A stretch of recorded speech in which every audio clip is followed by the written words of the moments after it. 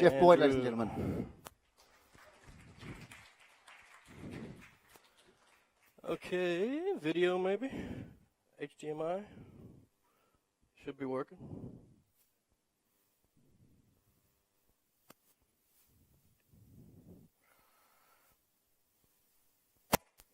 Beautiful, okay. So, I'm just gonna, first of all, turn Bentrax on here.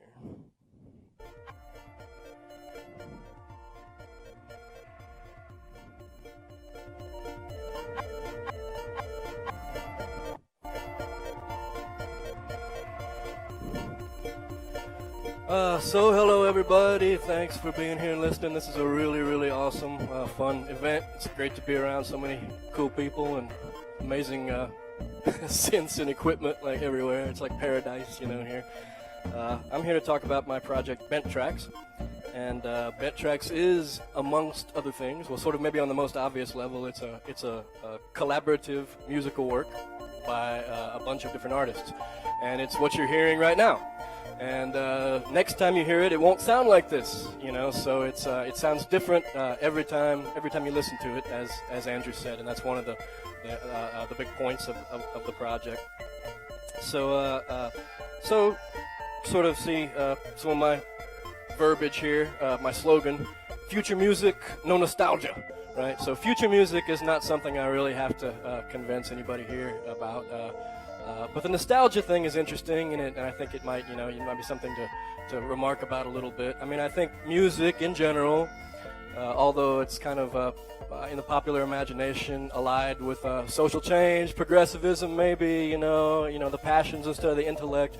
There's a real conservative streak with music in a certain way, in musical culture, you know, sort of a backwards-looking approach. And I think it has to do with music's function as a sort of a memory tonic in a way. So you think, oh, when I hear that song, that it brings me back to the place I was when I first heard that song, you know. So this is like, so it's the most amazing song I've ever heard because it was playing, you know, when I was 16, you know, and had an amazing day, you know. So there's a sort of tendency to look, you know, backwards, you know, sort of like. I don't know.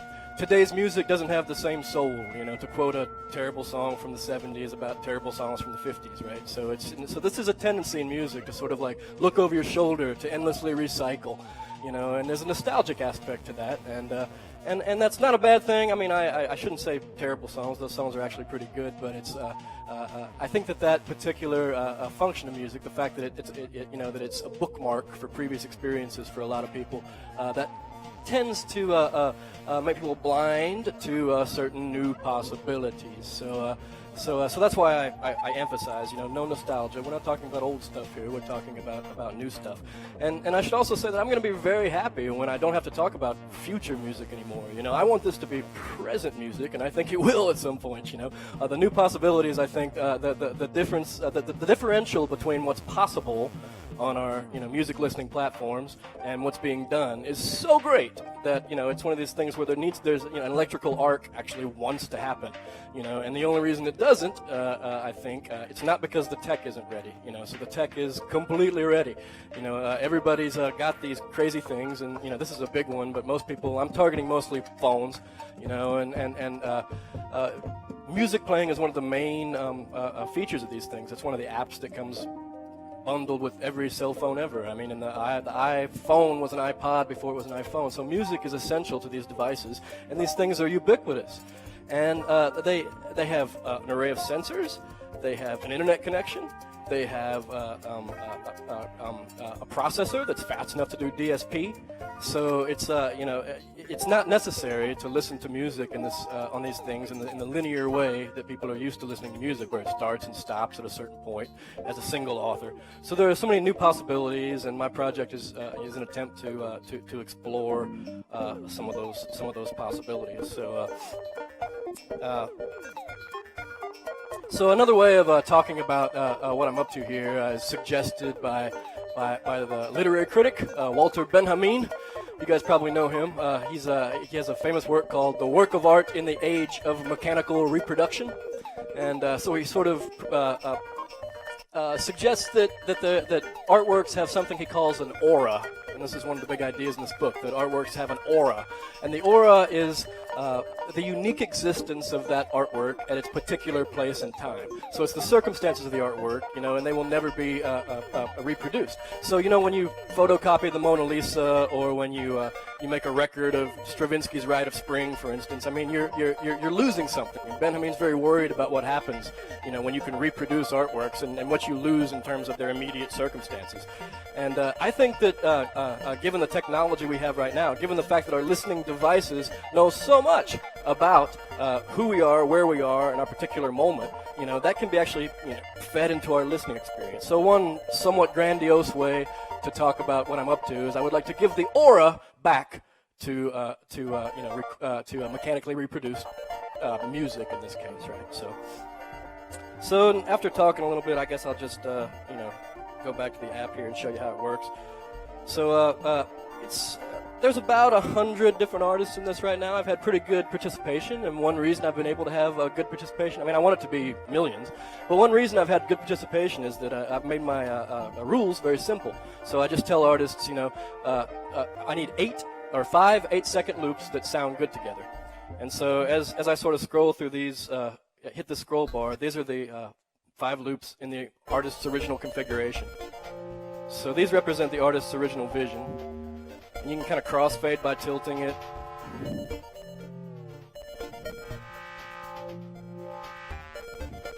And there's some you can pitch shift by 2 fingers is a pitch shifter.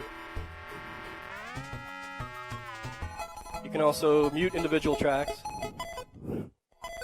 Also solo tracks, so it's sort of playable. And you notice that when you hold down when you solo things, you see the artist that created these works.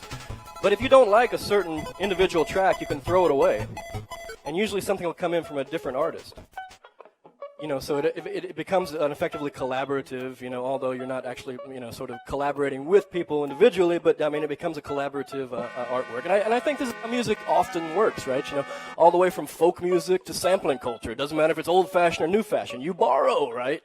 And so at this point, there isn't a distribution system which acknowledges the simple fact about musical culture, So I'm trying to sort of like handle that, we can just jam a little bit here. See if we can find something that sounds cool.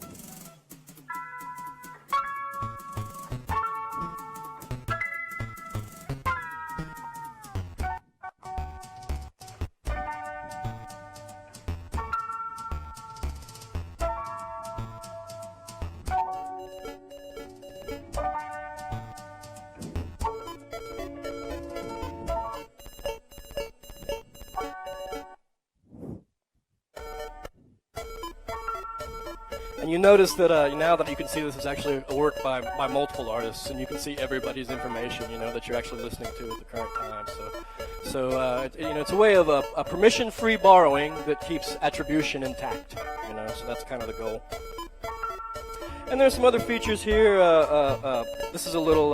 You can actually connect with another device and play together over Bluetooth.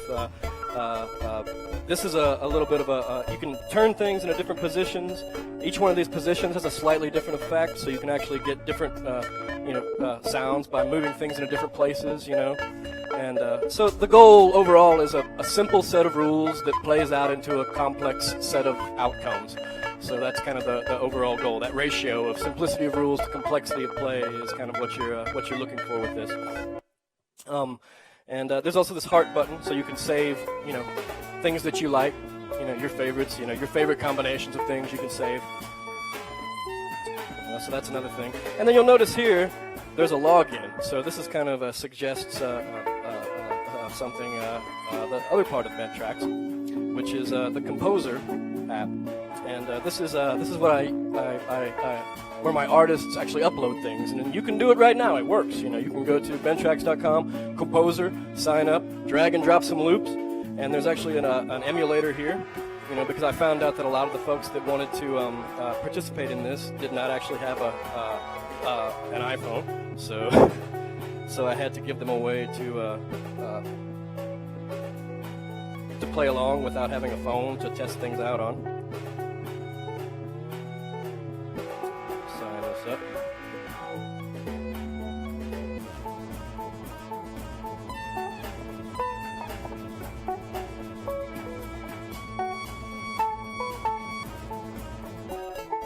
So you can see there's a little HTML5 audio app here where you can upload these things and then listen to how they sound and emulate the tilt and the crossfades using the sliders and that sort of thing. So I think it. Oh yeah, I had to build that in turntable. I'm not totally against old-fashioned stuff. The way that turntables stop sounds awesome.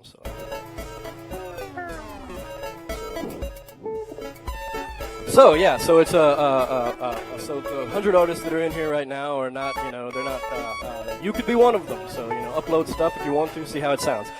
And then I should mention that the part there's a lot of things still left to do, and one of the main ones is monetization. So I'm interested in actually I'm not going to use the word purchase, but support, right? So eventually, I still have to code this, but when you click a heart and you save something, it might stay in your library for 48 hours or whatever before it fades out, unless you support the artist. That's not part of your collection anymore. And if you notice, there's no menus, there's no search, so the way that things come into your queue is pure serendipity. So unless you support these artists, if there's enough of these loops out there, you may never hear that again. And that's sort of a psychological lever. Support these artists now. But once you've supported the artist, I have in my database, I know that 3 parts of this are this artist and 2 parts of this are this artist. So I can actually distribute that money. I can do those payouts, proportional to people's contribution to the work of art which was supported. So that's kind of upcoming. So I guess that's my project, and I've been working on it for a little while, and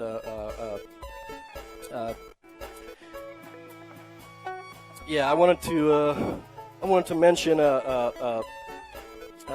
there's somebody yesterday, maybe 2 days ago, at Music Tech Fest was bold enough to ask the question, what is music? Stood up here and said, what is music? Extremely bold question. I wanted to raise my hand, and because I have an answer. I was like, I wanted to raise my hand and say, I know.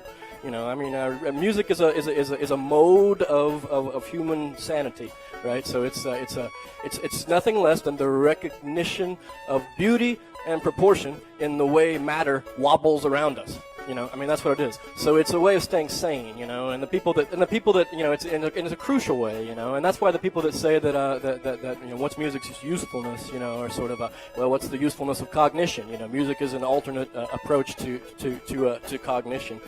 And there's a story that a colleague of mine told me one time, and he's an older guy. He's maybe in his mid-60s, and he was telling me a story about something that happened to him when he was a teenager. So when he was a teenager, he was talking to a 90-year-old man, a super old man. So we're talking, this is in the 1960s, and so this guy's been alive before the turn of the century. And he says, hey, you're a really old man. What's the biggest change you have seen during your lifetime? And the old man strokes his chin for a while and says, I think the biggest change I've seen in my lifetime is that there's so much less music than there used to be. And my colleague's like, what are you talking about? Less music. I just saw Zappa last night. There's music everywhere, it's like, so, and the guy's like, no, when you walk down the street, people would be singing everywhere. When you walked into a bar, there would be sing-alongs, when you went over to somebody's house, like after dinner, somebody would play the piano and everybody would sing, and I thought that was a really, really interesting story, because it shows that music is it used to suffuse people's lives in a slightly different way than it does now. Now there are sort of temples of music, cathedrals. You go to a concert or a club or to Music Tech Fest. But it's not something that sort of like that suffuses your daily life. In the same way. And so I'm kind of like I'm not. There are a lot of things that have been presented today, and a lot of future music projects in general that are kind of installation based. You come to this and you see this cool thing happen, then you go home. I'm interested in something that's always happening. I'm interested in your life, your daily activities, whether it's walking to the store or anything else, being a playhead, for the music that you listen to. And also, to try to encourage the act of listening, and to try to find a way that the act of listening, can become creative act. So I'm super interested in that. So that's why, if you don't want to do anything, if you want to listen passively, you turn it off. If you want to interact, open it up, play with it. If you want to upload music, cool.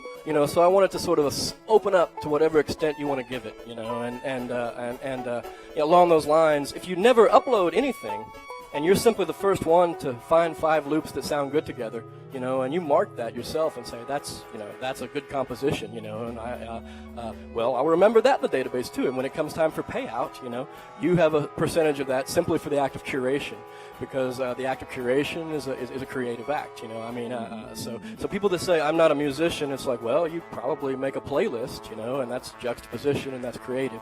So the point is that it doesn't happen in a vacuum. Music, it's never